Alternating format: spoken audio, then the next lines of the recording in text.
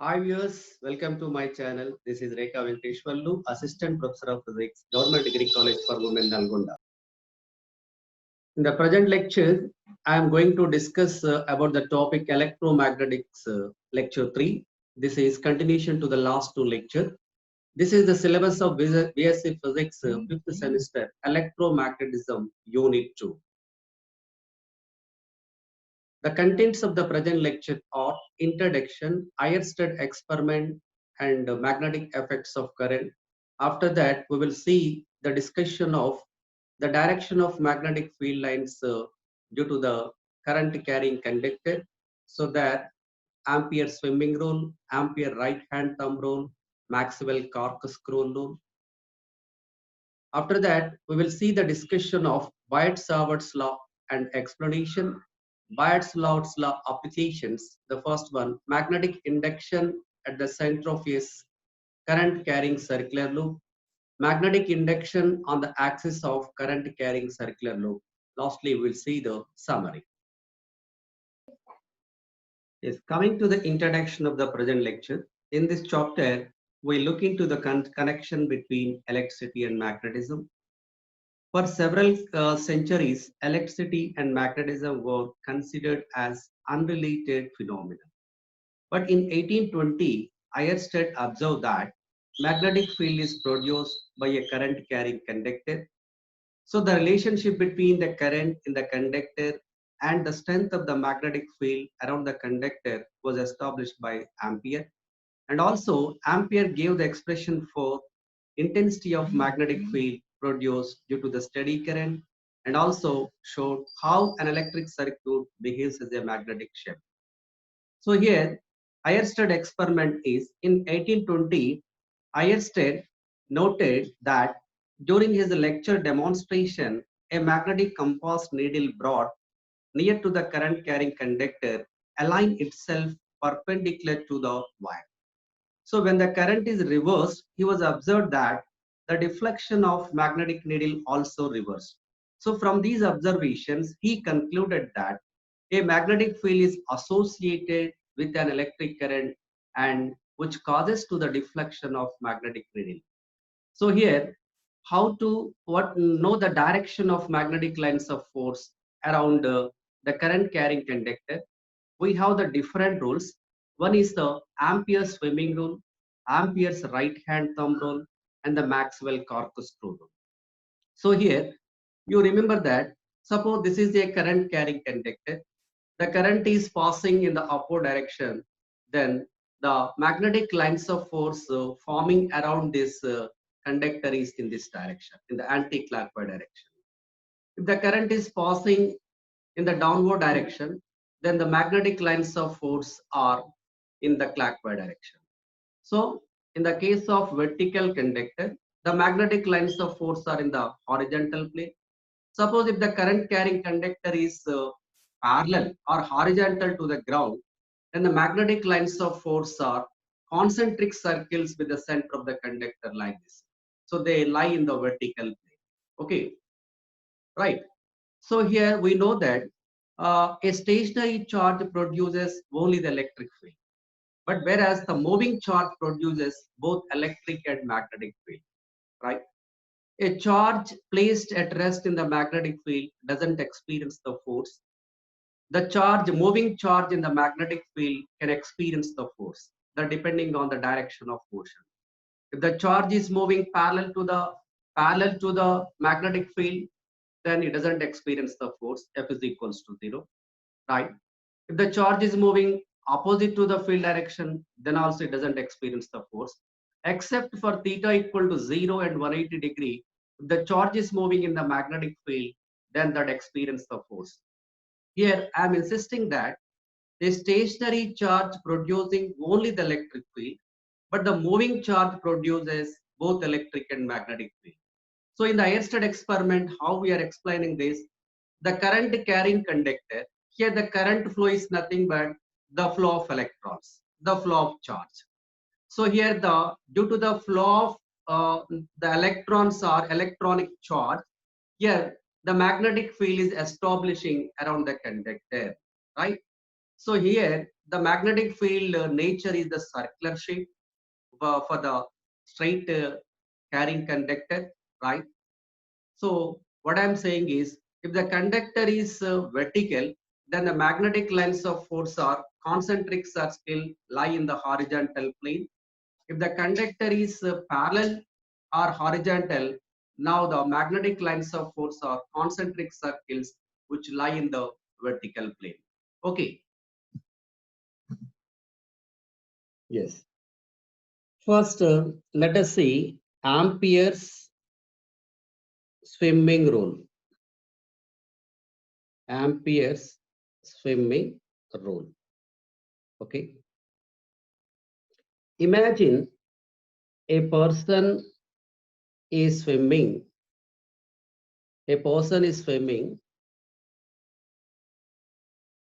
along a current carrying wire in the direction of the current, facing a magnetic needle which is placed under the wire. Then the magnetic north pole of the needle deflects towards his left hand. So I am drawing the figure, you can understand easily. This is a magnetic needle placed under the current carrying straight wire. Say this is north pole and south pole, right? The current is flowing in this wire in this direction from left to right.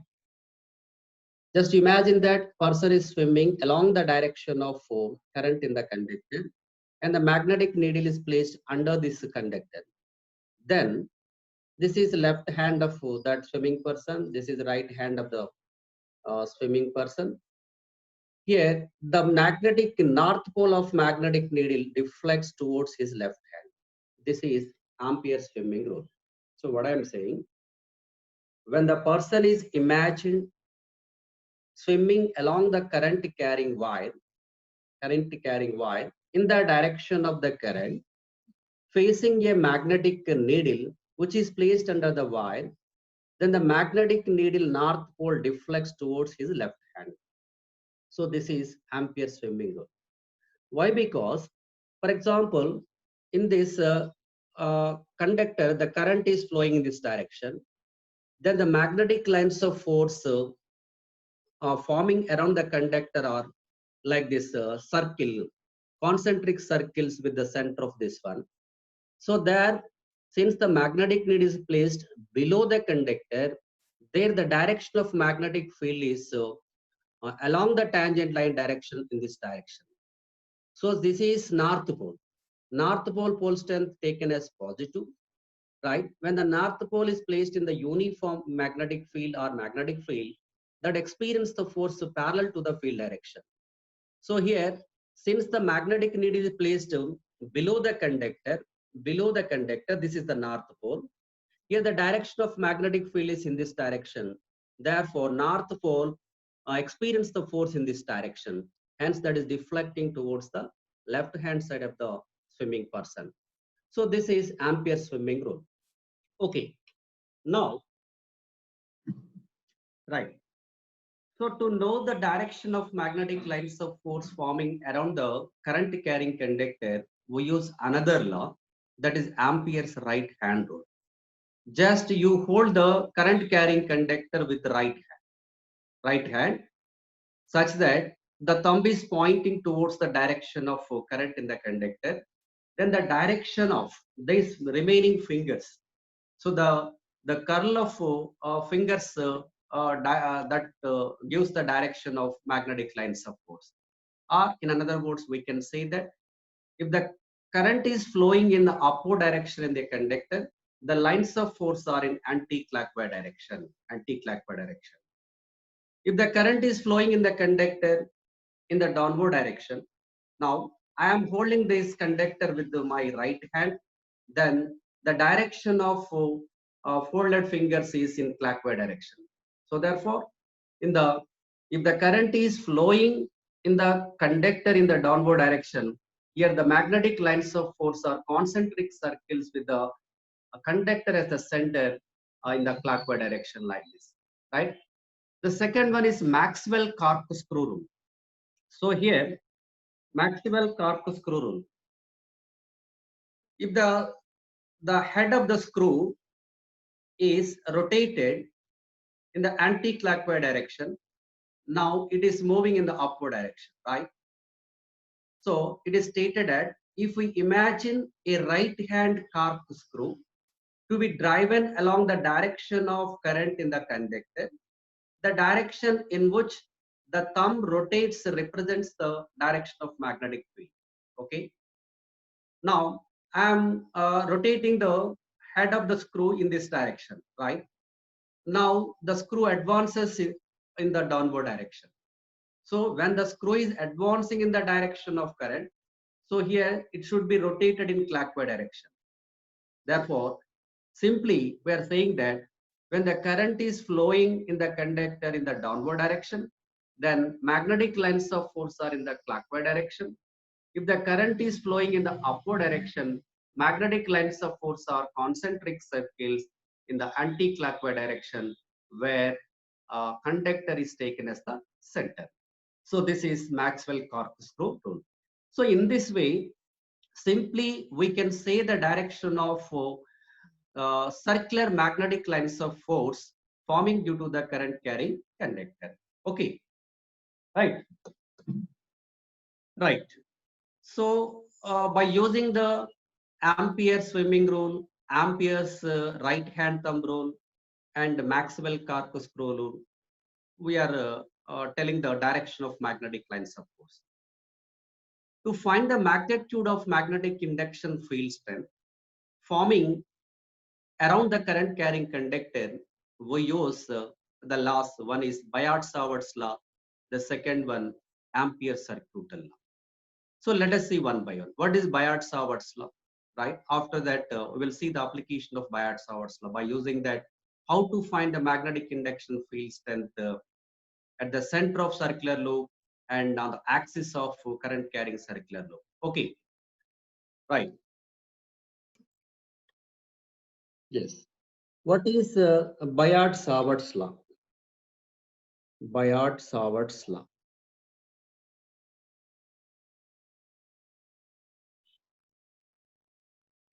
Okay.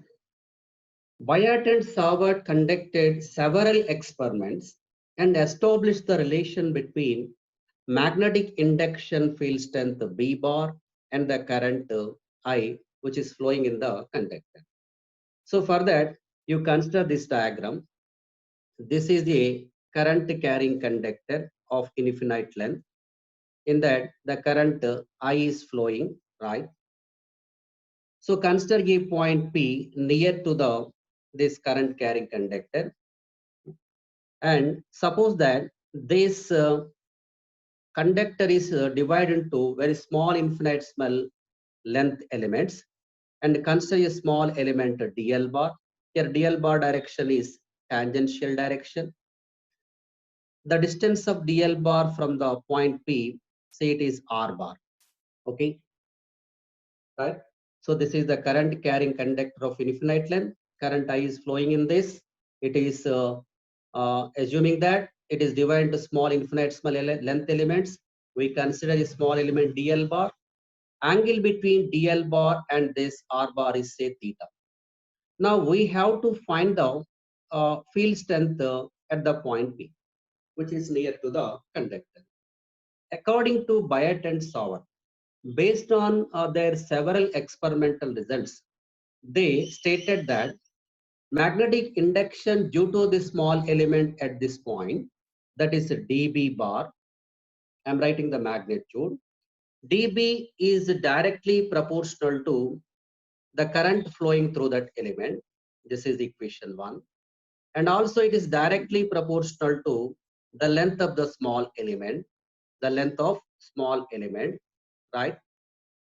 And dB is directly proportional to the sine value of angle between dl bar and r bar. Okay, it is inversely proportional to square of the distance of the considered point from the element, small element, say equation 4. Combining these four, we can write dB is directly proportional to I dl sine theta by r square. Okay, then dB is equal to proportionality constant mu naught by 4 pi I dl sine theta by r square. Here you remember that the conductor is placed in the air or vacuum. Mu naught by 4 pi I dl sine theta by r square. You know, mu naught is permeability of free space. Its value 4 pi into 10 power minus 7 Henry per meter, right? Now, in vector notation, we can write it as dB bar is equals to mu naught by 4 pi I into dl bar cross r cap by r square. R bar, dl bar cross r cap by r square. Or you can write it as mu naught by 4 pi I into dl bar cross r bar by r cube. Okay. So in this, if you observe this equation, it is very clear that dB bar is perpendicular to dl bar, and also it is perpendicular to r bar. Okay. So the magnetic field strength, the magnetic induction field strength at this point is perpendicular to this plane of the paper in the inward direction. In the inward direction. So here dB bar direction is perpendicular to this dl bar and also r bar.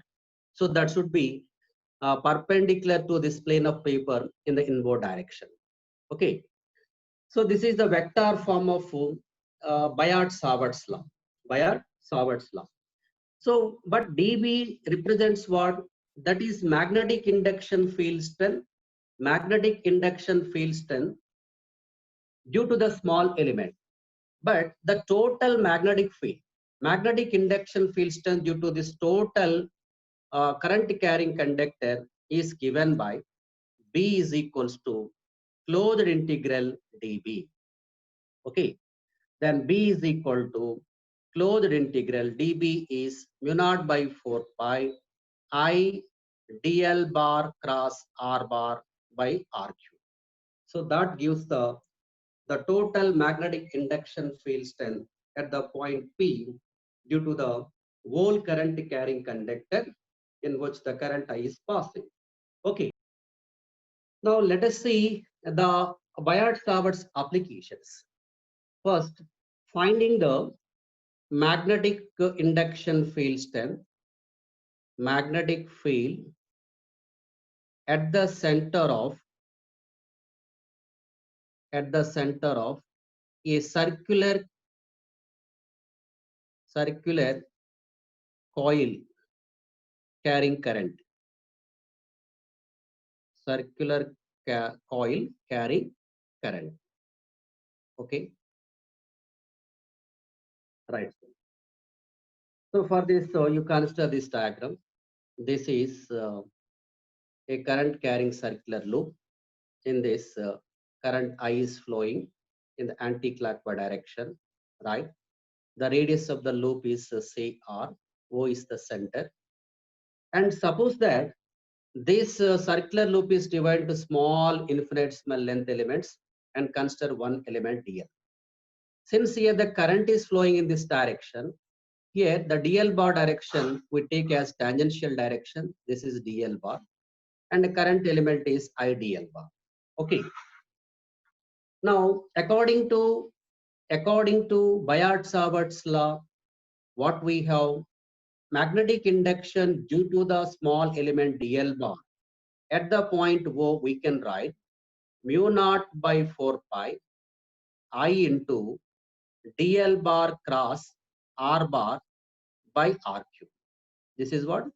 Magnetic induction field strength due to the small element dl at the distance r, general form. Okay, dB bar equal to this one. If you take the magnitude, dB is equals to mu naught by 4 pi I dl sine theta I dl sine theta by r square into r. Here I dl sine theta into r by r cube. One r cancel, I dl sine theta by r square.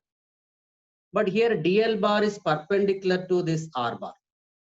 Here in this case, DL bar perpendicular to R bar. So angle between DL bar and R bar is how much? 90 degrees.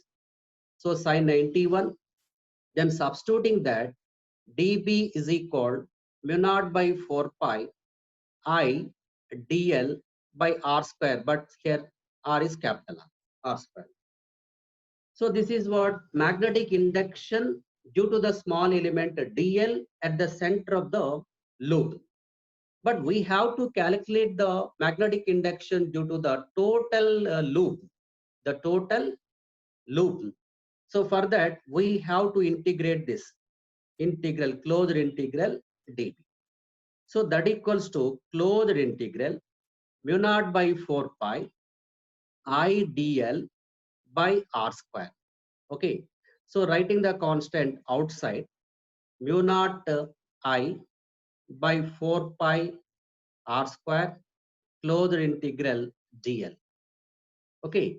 So that gives mu naught I by 4 pi R square. But the closed integral dl gives the circumference of the loop 2 pi R. So 2 cancel, pi cancel. So that gives mu naught I by 2R. Mu naught I by 2R. This is the magnetic induction at the center of current carrying circular loop. Suppose if the coil has N turns, capital N turns, then this is due to the one turn. If the coil contains N turns, then magnetic induction at the center of loop formula mu naught Ni by 2 capital R. If you observe this, it is very clear that B inversely proportional to R. B inversely proportional to R. So magnetic induction field strength at the center of current carrying circular loop is inversely proportional to its radius. Its radius directly proportional to number of turns and directly proportional to the amount of current flowing through the loop. Okay. Next, next content of the present lecture is magnetic field. Magnetic field at any point on the axis of a circular coil, current carrying circular coil. Okay, so let us see this one. So for this, I am drawing the figure. You observe that one. This is a current carrying circular loop with the radius A, right? So this is the axis of the coil passing through its center and perpendicular to the coil plane. You consider a point P here, and here AB is the small element length. This is DL. Okay, so DL bar direction is like this. This is DL bar direction. The distance of point P from the AB length is R. Here angle between this axis and this line, say phi. Okay, the distance of the point P from the center of the loop is say X. This is X, right? Diametrically, this is for this corresponding opposite length, you consider A dash B dash, its length DL dash, say, right? Now, here DL bar at this point, DL bar is perpendicular to what? DL bar is perpendicular to R bar at this point, right? Now, but you can you are not observing from the figure, but actually here DL bar is tangential to this one. This DL bar is perpendicular to this R bar, right? First, due to the small length DL bar, The magnetic induction at this point is in this direction. This is, I'm writing dB bar. Okay. By resolving this into two components, this is horizontal component dB sine phi, that is along the axis, and dB cos phi, that is perpendicular to the axis. This is in the downward direction, dB cos phi. So resolving the dB bar into two components, dB cos phi is along the axis, dB cos phi is perpendicular to the axis. Similarly, here, similarly, um, consider the elemental segment DL diametrically opposite to this AB of the same length. Then magnetic field at point P due to DL dash can also be resolved into two components. So due to this also, the magnetic induction at this point dB bar, here angle is phi. It is also resolving into two components. The horizontal component dB sine phi, that acts parallel to the axis, and the dB cos phi vertical component acts in this direction, upward direction. Right now, so we consider the two elements, symmetrical elements, AB, A dash, B dash. Due to this element, dB sine phi acts along the axis, dB cos phi perpendicular to the axis. Due to the symmetrical element A dash, B dash opposite to this one, dB sine phi acts along the axis, dB cos phi acts upward direction. Here vertical components, these two vertical components cancel each other since equal in magnitude and acting in opposite direction. Only the components acting parallel to the axis will add up. So therefore, due to these two elements, the resultant magnetic field is 2b dB sine phi plus dB sine phi equal to 2d sine phi. But we have to calculate the magnetic field strength due to the total circular loop. So for that, it should be integrated, right? So due to the small element dB sine phi, so by considering the symmetric element opposite to this one, right? So the vertical components cancel, only the horizontal component or the component parallel to the axis left. Therefore, the total magnetic induction is given by integral of dB sine phi, dB sine phi. But according to Biot-Savart's law, what we have, the Biot-Savart's law, dB bar is equals to mu naught by 4 pi I into dl bar cross r bar by r cube. dl bar cross r bar by r. Here in the figure, dl bar perpendicular to r bar. Already I explained you, dl bar perpendicular to r bar, right? Then by taking the magnitude dB is equals to dl bar perpendicular to r bar, by taking the magnitude dB equals to mu naught by 4 pi I dl sine 90 into r cap by r square, dB bar equals to, right? Then dB equals to what will we get?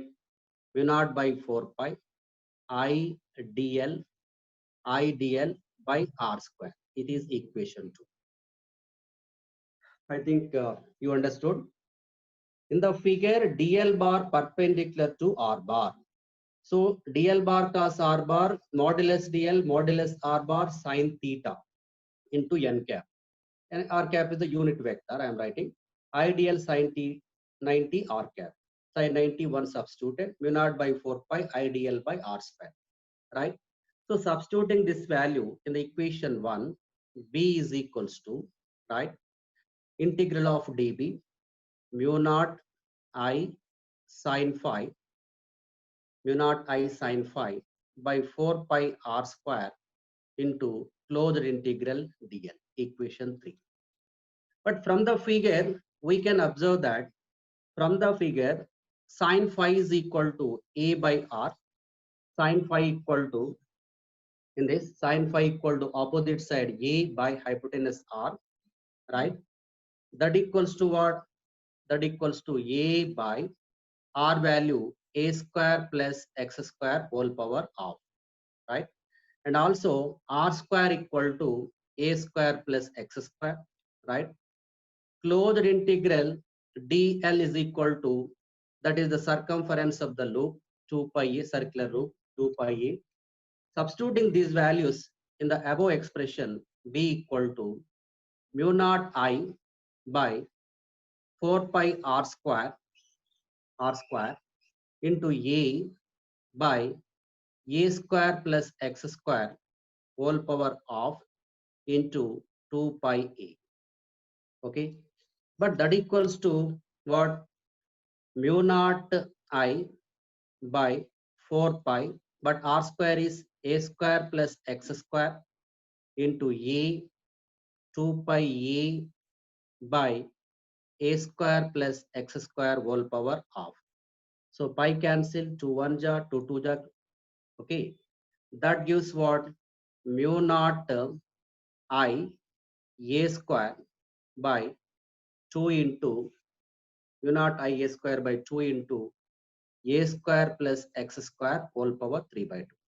This is the magnetic induction field strength on the axis of current carrying circular loop at the distance x from the center, where a is the radius of the loop, x is the distance of the point considered on the axis, right? Mu naught is permeability of free space. If the coil has n turns, then the formula mu naught n I a square by 2 into a square plus x square whole square. So when the coil is containing n turns, formula mu naught I n a square by 2 into a square plus x square whole power 3 by 2. So this is the required expression for magnetic induction field strength on the axis of current carrying loop. So in this way, we are applying the Biot-Savart's law to know the magnetic field strength at the center of circular loop and at any point on the axis of circular loop. So what we got, B is equal to mu naught I n a square by 2 into a square plus x square whole power 3 by 2. This is the formula we obtained. Here let us see some cases. At the center of circular coil, then x is equal to how much? 0. Substituting that, B value at center equal to mu naught I n a square by 2 a square whole power 3 by 2 a cube. A square cancel. Then magnetic induction at the center of loop equal to mu naught I n by 2a. Okay, this is the expression we obtained in the first derivation. Now, case 2. For x very much greater than a, if the point P is considered on the axis of the circular loop, which is very distant comparing to the radius of the circular loop, then we can neglect a square in this expression. So then what we get? B is equal mu naught n I a square by 2 x square whole power 3 by 2 get x cube. So multiplying pi in the numerator and denominator, mu naught n I pi a square by 2 pi x cube, 2 pi x cube. But pi a square is the area of the coil, mu naught n I a by 2 pi x cube. That equal to, you can write mu naught capital M by 2 pi x cube, right? Where a is equal to what? Pi a square is the area of the coil, and magnetic dipole moment of the coil M is equal to NIA. NIA. If you observe this formula, M constant, Y constant, B inversely proportional to X cube. So in this expression, you multiplying 2 in the numerator and denominator, then you can write B axial is equal mu naught by 4 pi 2 m by x cube. This is the expression we know in the case of magnetic dipole, magnetic field strength on its axis. Magnetic field strength on the axis of magnetic dipole, we have this formula. This is already we derived in the last lecture, V naught by 4 pi 2 m by x cube. So therefore, what is conclusion here from this result? Since it is the same as for the field of magnetic dipole for an axial point, a current carrying loop for a distant point behaves as a magnetic dipole of moment. So when we considered x very much greater than a, in that case, the current carrying circular loop behaves as a magnetic dipole, right? Its dipole moment M is equal to NIA.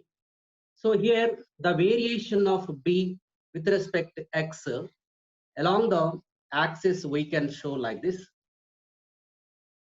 This is X is equals to 0, right? So if you see the variation of B with respect to X along the X axis, say this is the circular coil, right? Now the graph will be like this. At X is equal to plus A by 2 and X is equal to minus A by 2. After that, the field strength is almost parallel to x-axis. So here field strength remains constant, right? At x is equal to 0, that is at the center of the coil, the field strength is maximum. As we move from center to along the x-axis or along the axis, either left side or right side, here the field strength is decreasing, and at x is equal to A by 2, so it becomes constant. So using this concept, Helmholtz developed a device called Helmholtz galvanometer. Helmholtz used this result to produce the uniform magnetic field with the two identical circular coils and developed a device that is called as Helmholtz galvanometer. Okay, so in the case of current carrying circular loop, the field strength is maximum at the center, and if you consider any point on the axis, as we move from center to along the axis, either in the left or right side, the field strength is decreasing and becomes constant at x is equal to plus or minus A by 2. Okay. Yes, the summary of the present lecture is the first we discussed about the Eyerstedt experiment. Eyerstedt did his experiment in 1820 and found that any current carrying conductor produces a magnetic field in the surrounding space. And also you should know that a static charge produces only the electric field, but the moving charge produces both electric and magnetic field. So to know the direction of magnetic lines of force forming around the current carrying conductor, we use Ampere's swimming rule and Ampere's right hand thumb rule and Maxwell corpus rule. What is the Ampere swimming rule? If a man is imagined to swim along the wire in the direction of current with his face towards the magnetic needle which is placed below the conductor, then the north pole of the needle will deflect towards his left hand side. Okay.